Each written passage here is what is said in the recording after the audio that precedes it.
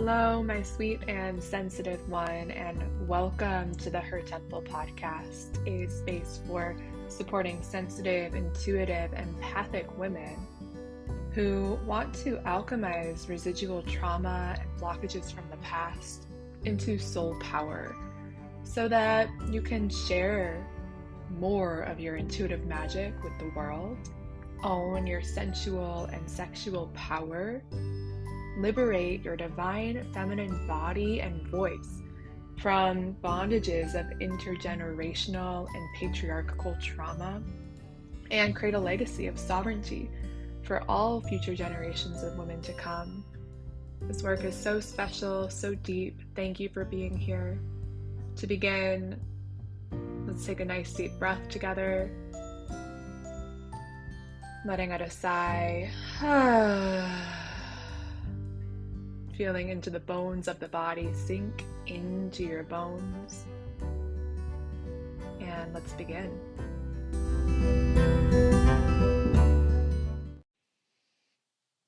Hello, my friends. Welcome back. I am really excited today to bring a very important conversation that is extremely near and dear to my heart on how to overcome self-criticism, self-hatred, and in general, overthinking, overanalyzing.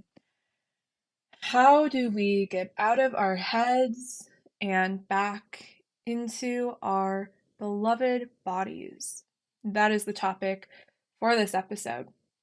And we'll be discussing, to begin, some of the perspectives as to why and how we can get caught up in such mental knots and in these cycles of being very hard on ourselves, critical or hateful toward our own psyches, toward our own bodies, our own hearts. We'll talk about some perspectives from the realm of somatics and the nervous system.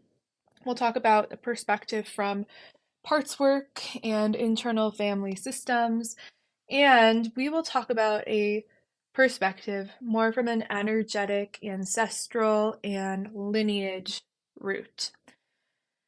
As we dive in, I just recommend that if you know of anybody in your life who's struggling with a lot of critical thoughts, just being really hard or judgmental toward themselves, give them a gift and send them this episode, because we are going to cover some really impactful material that has personally changed my life and my relationship with my mind and liberated me from these patterns and cycles of being so overly hard on myself and getting so stuck and bound up. Secondly, just a little invitation and reminder that all we're discussing here on this podcast, in this episode, we are going to dive in deep with our embodiment retreat, which is coming up April 29th is when we get started. We'll be flying down with a gorgeous group of women to Mexico, right near Puerto Vallarta, staying at a beautiful retreat center and doing about a week of embodiment practices that are all designed in different ways to help you get out of your head and back into your body, to release old stories and old impressions from the past that you've stored in your mind and your heart and your body that keep you from fully being the bright, radiant, shiny human that you were born to be. So please check that out. We have a link in the show notes, and you can also look on our website, hertemplehealing.com. This is the embodiment retreat coming up. April 29th is when we get started. So if this episode resonates with you, definitely check that out. We have just, I think, about 8 spaces remaining, and it's going to be an amazing time. We had so much fun last year. So I wanted to start out this episode with a little personal story, because while I have worked with different levels of trauma healing and healing from mental illness and mental health imbalances for many, many years from a holistic perspective, I continue to not be exempt from the waves of self-criticism and headiness and frozenness that happens in the nervous system. And so last night, and this is part of what even inspired this podcast episode, Last night I was sitting on the couch with my amazing partner, Cody, who does similar work in the realm of masculinity and mindfulness, and his work is more oriented most of the time toward men and toward more psychology and counseling. Uh, but I was sitting on the couch with him and just kind of sharing and checking in with how I'd been feeling, which, to be honest, was pretty out of it that day. And I've had some waves the past couple of weeks or month or so of just feeling like my inner critical part and that voice inside my mind that can get really intense and mean has been loud lately. And I was feeling kind of shut down and hopeless. And I can also actually start to get into a bit of an existential space when my inner critic comes up. I'm like, oh, like, what's the point of my life? Why am I even here? Why am I alive? And can enter more of like an existential depressive state, which is where I was and how I was feeling last night. And my partner so beautifully reminded me that I'm doing this thing called being human in a beautiful way, that there's no right or wrong way to exist, no right or wrong way to be human, to move through this amazingly strange experience that we call human life on this planet Earth. And he reminded me that you can't think your way out of an overthinking space. It's not helpful, just ties you up in even deeper knots. So, gratitude to him, because we all sometimes need someone outside of ourselves to say, hey, I think you're like kind of overthinking things right now. And so I had this epiphany, this realization just yesterday. I was like, oh, I've been like really in my mind lately. And it's time to come back to my breath, to my body, to my heart. And so we'll talk about some of the tools that I use to help with doing just that. But I wanted to give you that little story because it inspired this episode. And also, I think sometimes there can be this false perception or idea that people who are providing this sort of work, this healing work for trauma, for the nervous system, and yoga and meditation, that we're somehow exempt from the issues or pains of being human, and that's simply not the case. Every single human on this planet goes through experiences of pain, and that's part of what the human experience brings is experiences of pain and limitation and stuckness. And so we have a lot of tools that can be helpful in this journey of being human, and also a reminder to you, to me, to everyone that there is no right way to do this thing called human life. And sometimes we just need to hear from someone outside of ourselves. You are doing a good job. You are good enough and you are doing good enough. So that's a little reminder. And to set up the scene here, we can't think our way out of an overthinking space.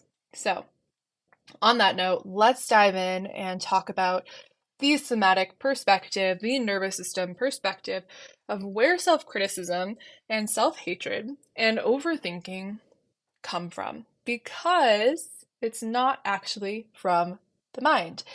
This sort of pattern comes from being stuck in a frozen nervous system state. So, one of the telltale signs that your nervous system is frozen is if you are having a lot of critical energy, a lot of self hatred or self harmful energy directed inward.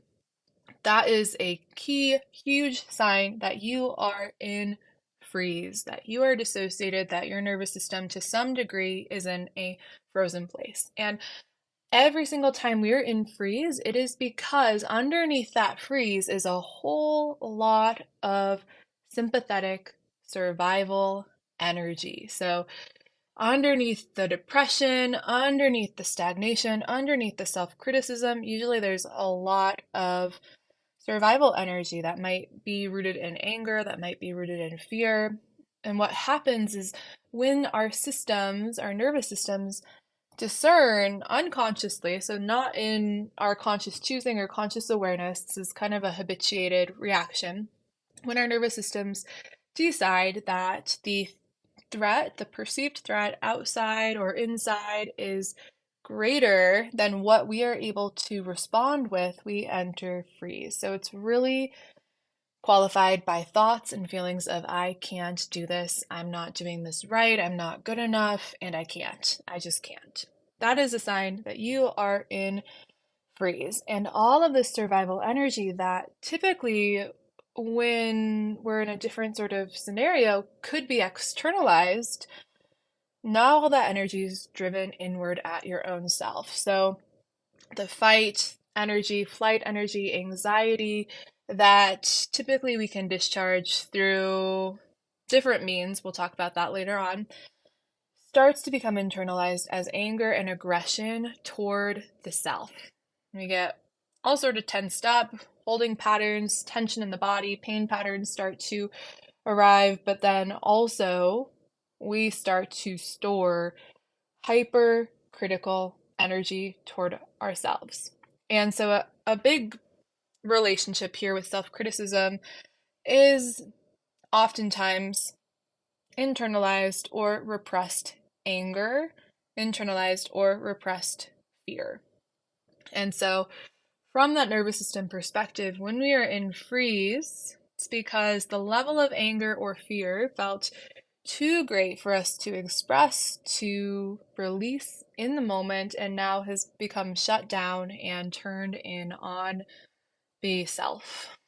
This feels horrible. It feels like an internal war, internal battle. It feels like having the gas pedal on and the brake on at the same time, and is very draining and depletive for energy.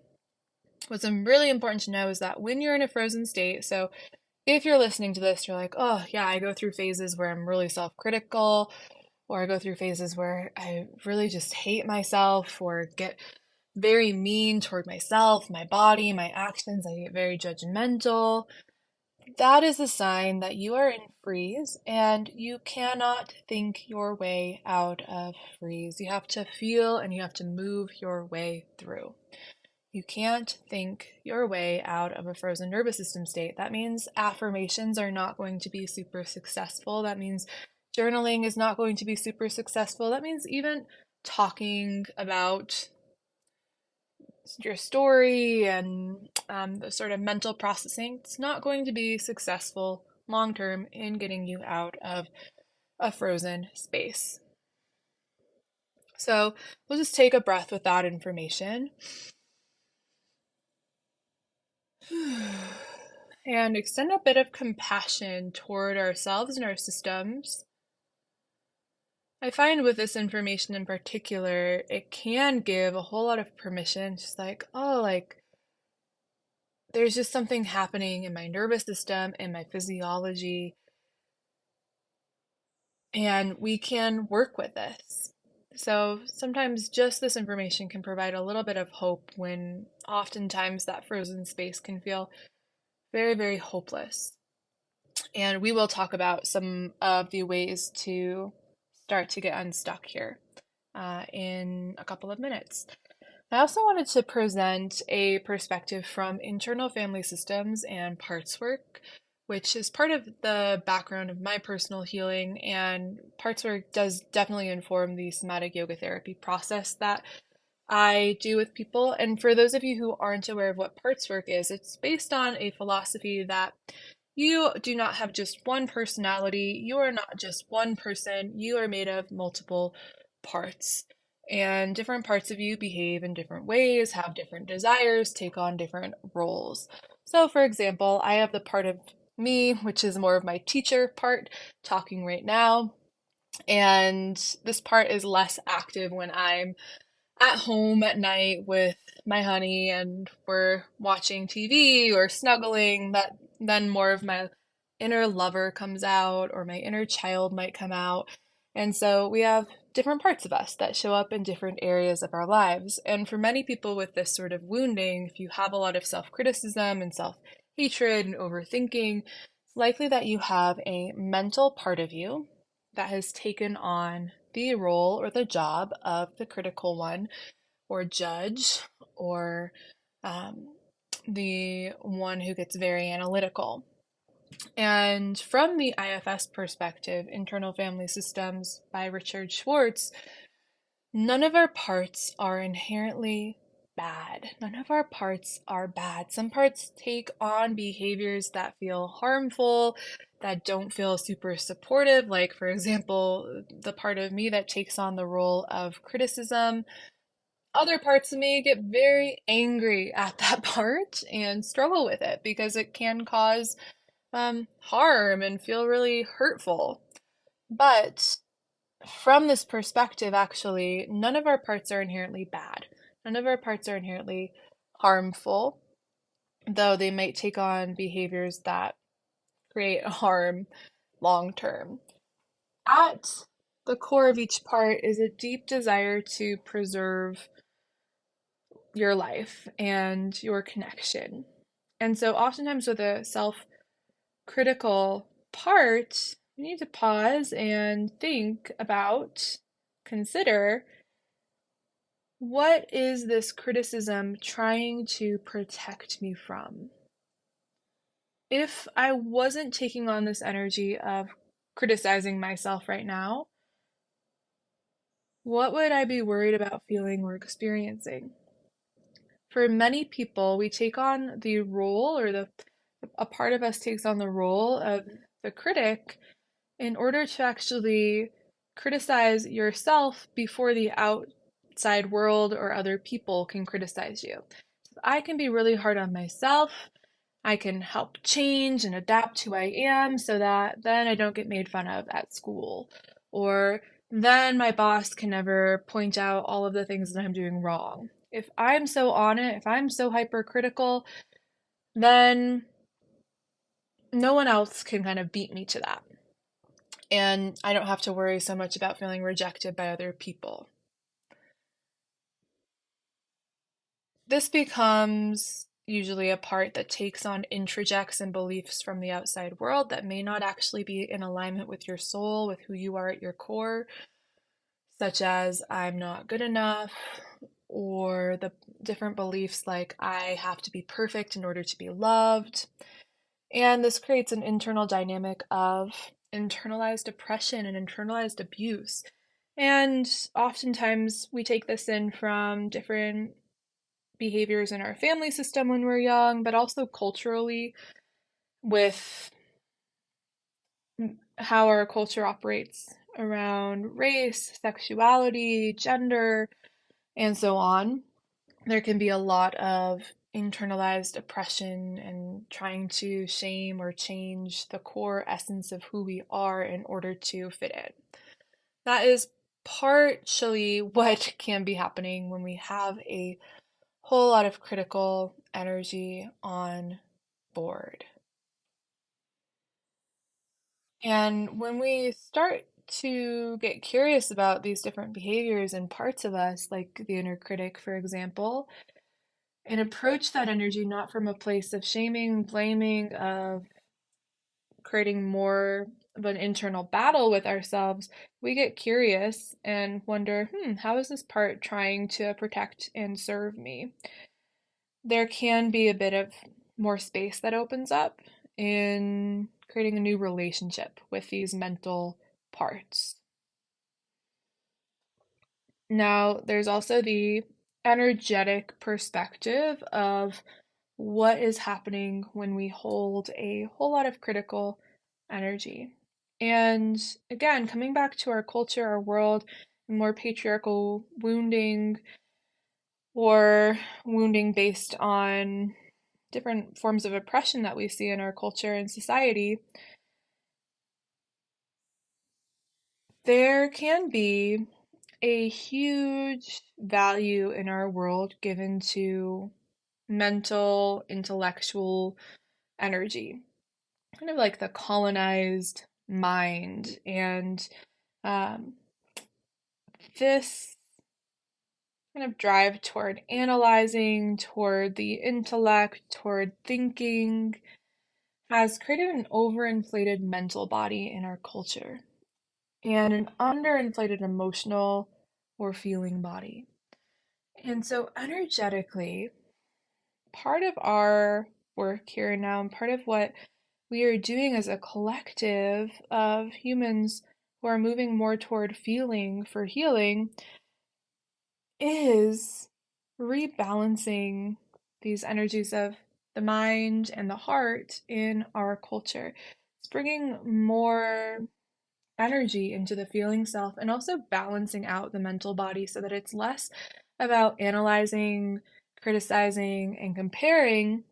And we can hold more energies in the mental side around awareness, non judgment, witnessing. But it's also about bringing more energy into the feeling self, into the heart.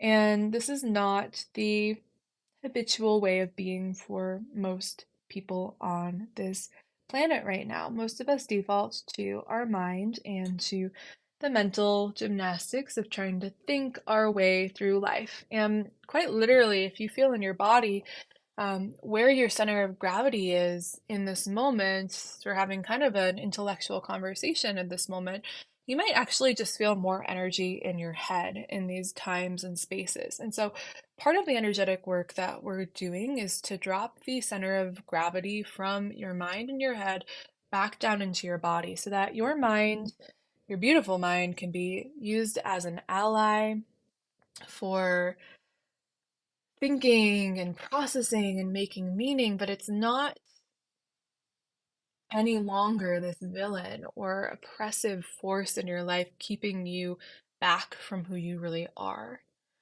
Another energetic perspective that's important to name here is that for many of us, this over criticism, shame, self hatred doesn't really start with you. It's in the air we breathe, it's in the water we drink, it's in our family systems, and it's in our lineage.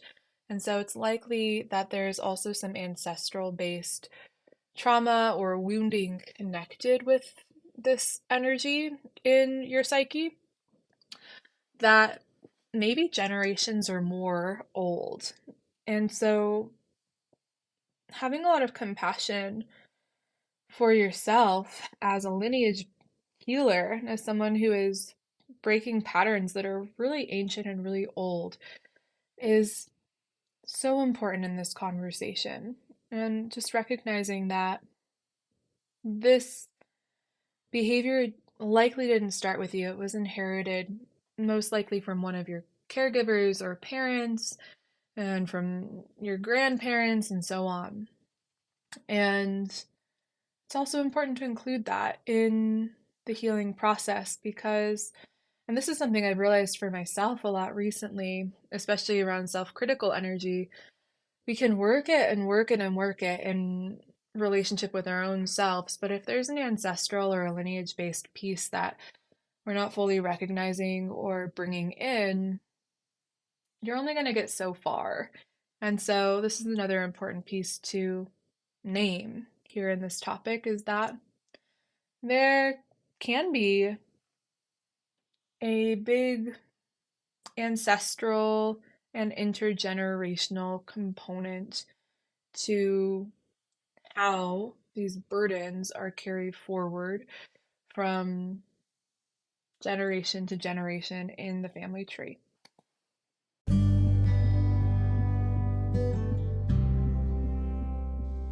Before we dive even deeper into this episode, I have a really special invitation for you.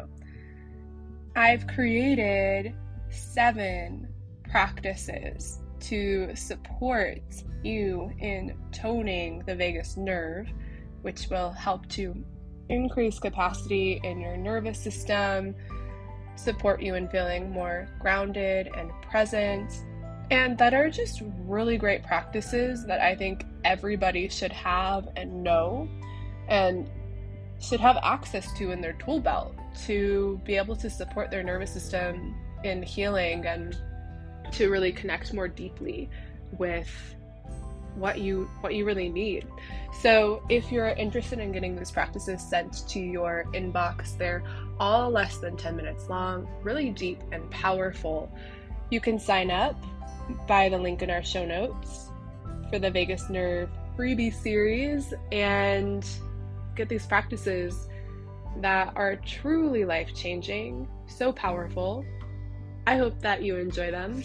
It's my gift to you.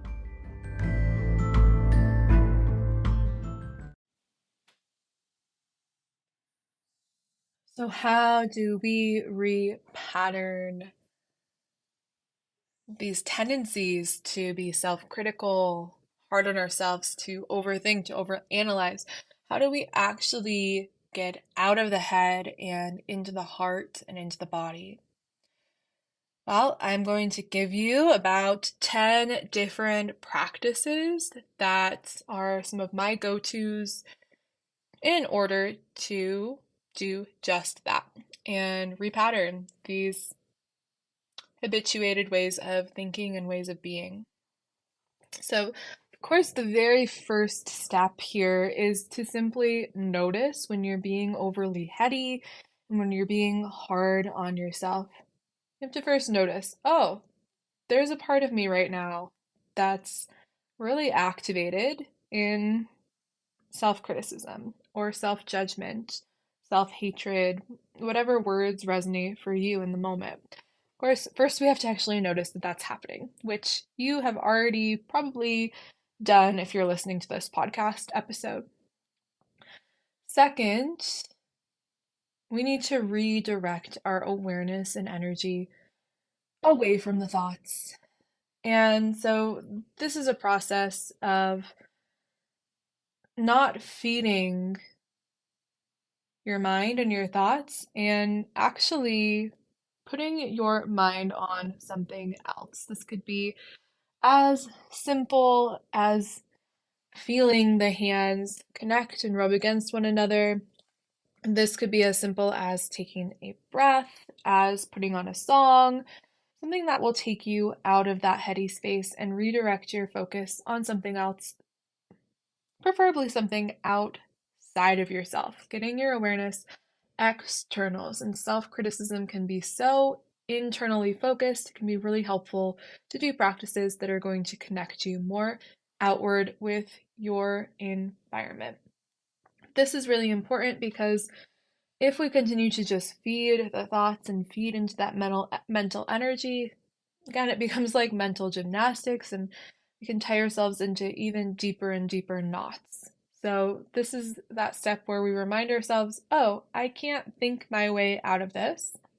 So, I'm going to take a moment and connect with something in my environment or redirect my attention for a moment. That might even be, read a book, watch something funny on YouTube, go outside, shake your body, whatever it is to you that just is that moment of, whoop, we're going to actually redirect the energy here. And for some people, what actually can work really well is when you're noticing the hypercritical energy coming up inside, is to actually see an image inside a big red stop sign, just letting the mind see that image, letting the thoughts bloop, come to a stop, and then bring your awareness somewhere outside of yourself, externalized into the space or the environment around you. Now, sometimes we do this, and thoughts can be very tricky, they can be very pervasive, they can be very seductive. It's so easy to fall into the trap of believing what we think, where in reality, our thoughts and beliefs are kind of on repeat. It's very rare to have a completely new thought or new belief come to you. Typically, our thoughts are always playing on repeat, and most of our thoughts are based on past experiences, either from your life, from your lineage, from the world, that they're based on introjects from society and culture rather than based on your soul's truth. So, if you're noticing your thoughts are being very sticky, very loud, very pervasive, you can also take a moment and just question your beliefs around your thoughts, asking, is this thought really true? Most of us automatically believe our thoughts as true, and it's so powerful to get into the pattern of just pausing and reflecting. Is this thought actually true? Is this thought actually true? And most of the times we'll be like, oh, no, this thought isn't actually true. Especially these thoughts that get very hypercritical, they can really not be based in reality at all. And so that's a great moment just to kind of disconnect and also redirect the energy away from believing and feeding into the thoughts. This is based in Byron Katie's work called The Work. And so for many people, it's extremely transformative just to get into this practice of questioning your thoughts and doing that as a practice daily and multiple times throughout the day. The fourth is your breath and breathing. And this is another way that we can redirect the energy out of the mind. It's also a way that we naturally shift physiological states. And oftentimes, a single breath is enough to create a deep reset inside. A single deep conscious breath. And you might need to do those resets often, but when you're noticing a lot of mental energy, taking a breath, allowing the energy to settle back down into the body. Now, I'll add a little caveat here. If you suffer from panic attacks or any issues around breath and breathing that actually make taking a deep breath feel challenging or hard, or, sometimes we're in a space where taking a deep breath is nearly impossible, don't worry about this so much. There will be another tool we'll talk about in a moment that will be really, really useful more around panic attacks and that sort of energy that can happen when we're spiraling into a self-critical space. But for those of you that taking a breath works for, this can be enormously powerful. Just taking a deep breath. 5, move your body. This is another way to redirect energy, but now we are also starting to move some of the sympathetic energy that gets stuck inside underneath the freeze response. This helps to reset your physiology to redirect and create a natural stop mechanism for the part of you that's really clinging on to a self-critical or self-sabotaging, self-harmful space and state. So this is as simple as going on a walk or run, putting music on and dancing, shaking your body. If you feel so frozen that any form of movement feels impossible, really hard, really far away, try something small, like setting a timer for 1 minute and swaying your body from side to side. It doesn't have to be big in order to be powerful. Or tapping is another great way to start moving energy. So just tapping one spot on your body if you're not really feeling like you can get up and move, that's another option for you. And what can be nice if you're tapping or doing smaller movements, just notice if gradually they can start to become a bit larger, and it might actually eventually lead you into being able to take bigger action down the line, whether that be 10 minutes from now, or a day, or a week. Just starting with the movements that do feel accessible for you in the moment.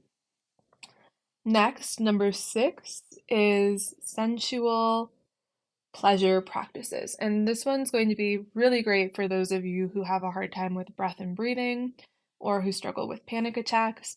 This is connecting with your 5 senses. Again, another natural way that we redirect energy away from our thoughts and our mind into the present moment and into the feeling realm.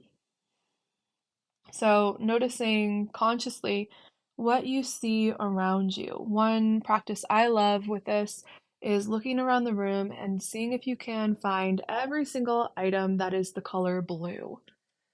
Just taking a minute or so with that. You can also do this practice around hearing, noticing all of the sounds in the space.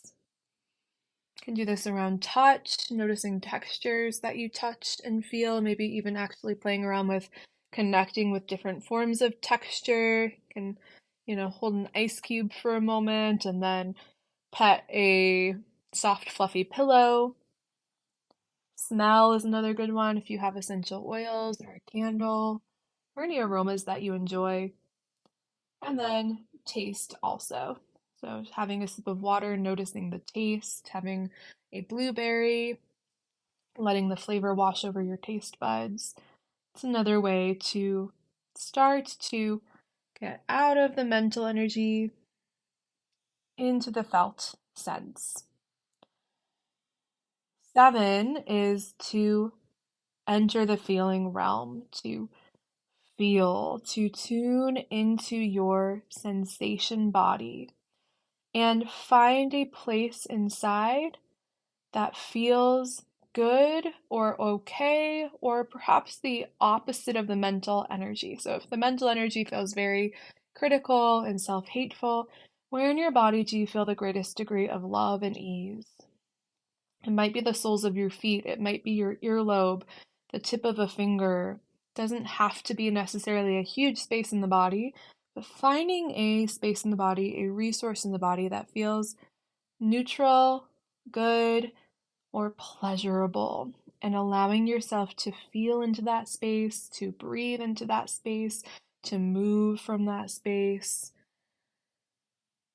This is really powerful practice, and it can also start to tap you into more of the emotions that might be underneath that mental energy. So, at this time, you might also start to feel a bit of a release. There might be tears, there might be sounds that want to come out. There might be more intuitive movements that start to come forth, but also it could just be that quality of feeling the sensation of the body. Knowing that this is oftentimes also going to bring up emotional qualities. And that leads us into number 8, which is release. And this is getting in tune with the emotions, whether that be crying and releasing the sadness, whether that be needing to push against a wall to discharge anger or yell into a pillow, that be shaking to release some fear from the body. This is the release step. And I will say, like, if you have a pattern of deep trauma or PTSD, it can be really helpful to work through these stages with a practitioner rather than solely on your own, especially as we get into the release stage, because there can be such thing as releasing too much too soon too quickly. So doing this in a way that feels titrated and slow enough for your system to actually integrate is really important. And having someone outside of you, a practitioner, someone who can help hold some of that can be helpful. But this is the moment where you get to move some of the charge that is stuck underneath all of that frozen energy. So all the energy that you've internalized toward yourself as self-hatred, now we're directing that external so that it can move and release out of the body. It's not that we're directing it external to attack another person. It's just that we're letting it move out of you rather than stay stuck inside of you. 9 is lineage healing, and there's a whole ritual called Tarpana and many ancestral practices we have available on our Her Temple network that can help you start to do more of the lineage based healing in this. And the Her Temple network is our online space with our community. We have a bunch of resources like yoga classes, movements, meditations, nervous system resources to help you through some of these stages. So that can be a really, really great resource for those of you interested in it. And it's all free. We do have a paid online course there that's more foundations of somatic yoga therapy that you could look into as well. But you can also just join the course and get access to join the network and get access to all of the resources. So I'll be sure to add that into the show notes as well so you can go ahead and get yourself into our amazing community online. And then finally, loving kindness and self compassion practice. Since this critical energy is such the opposite of self compassion and loving kindness, that can be a really, really far away for many people. But there is a little trick that I found in loving kindness practices that can help to increase a sense of self love toward your own system. And that is to think of someone that you love, preferably an animal or a baby or like a space in nature, your favorite tree or river, something that brings warmth and expansion into your heart. That's not a complicated relationship. So, preferably not a relationship with another adult who, there are mixed feelings toward. Something that just brings up that pure sense of love. You just bring an image of that person into your mind and notice and feel what comes up in your body. And then direct that same energy, dropping the image toward your own self, sending that energy toward your mind and your body and your heart. And anytime you feel like you lose that sense of love, you can just bring that image of the baby, the animal, the person back into your mind to re-spark the feeling inside, but then channeling and directing the energy of that feeling toward you. These are 10 different ways that you can shift your state in order to shift your mind. So, first, again, notice. Second is redirect away from thinking to something else. Third is question your beliefs and thoughts. 4, take a breath. 5, move your body. 6, connect with sensuality. 7, connect with your feelings inside your body. 8, release the emotion, the charge, the energy. Allow it to start to turn and externalize rather than internalize. 9, do a lineage healing ritual and practice. 10, loving kindness meditation.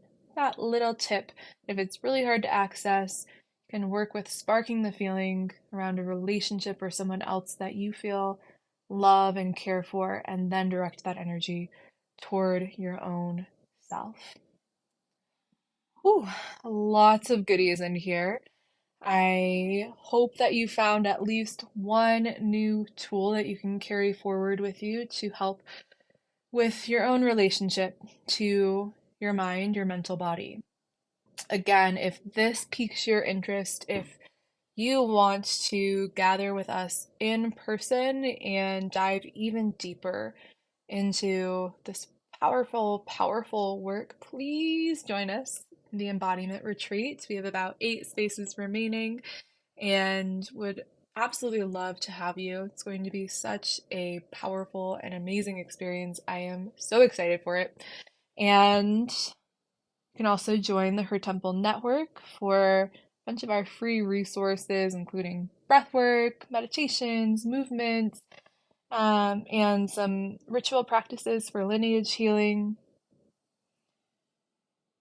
I hope that you have a beautiful rest of your day wherever it takes you.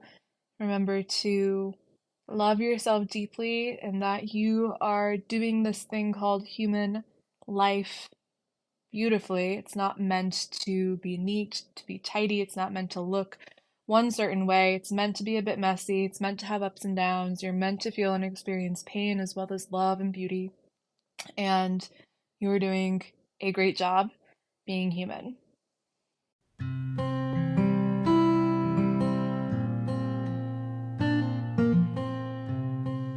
Thanks so much for listening.